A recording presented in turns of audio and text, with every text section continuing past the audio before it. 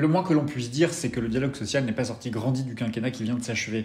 Les organisations syndicales ont essuyé plusieurs revers, de la réforme de la SNCF en passant par la réforme de l'assurance chômage. Le gouvernement n'a rien cédé aux syndicats.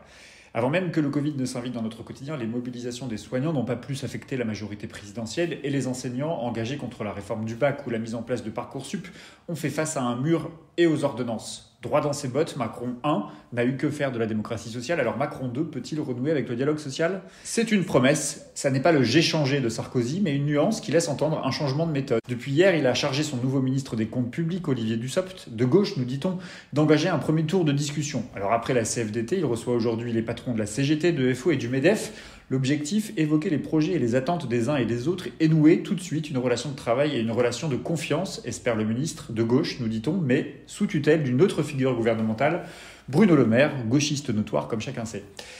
Le gouvernement tâte le terrain. Les questions sociales du quinquennat, pouvoir d'achat, inflation, logement, chômage, dans un ministère qui se veut être celui du plein emploi, vont être particulièrement présentes et sensibles. Macron doit faire la démonstration d'une écoute attentive et surtout d'une possibilité réelle de négocier. Il doit donner du grain à moudre, comme on dit. Première victoire microscopique, on pense qu'on peut.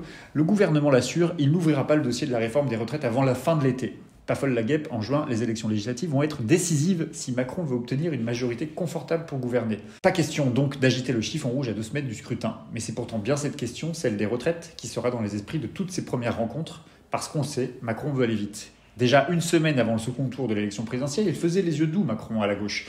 Il expliquait qu'il pourrait aller jusqu'à convoquer un référendum sur les retraites. Mais dès le lendemain, invité d'une matinale, Bruno Le Maire brandissait la possibilité du 49-3. Alors il ne faut pas se voiler la face, les syndicats ne s'y trompent d'ailleurs pas, ils connaissent la méthode Macron, Macron ne changera pas, c'est un techno, il a le souci de l'efficacité et pour lui, les syndicats ne sont tout simplement pas efficaces. Le dialogue social est une perte de temps, donc Macron ne renouera pas avec le dialogue social. Les syndicats doivent se préparer les esprits, les salariés tendent vers une convergence des organisations syndicales dès maintenant, et c'est possible. La CGT et la CFDT sont d'accord sur un point, reporter l'âge légal de départ à la retraite à 65 ans, c'est niet. Alors si rien ne se passe en juin à l'occasion des législatives, l'automne pourrait bien être très chaud.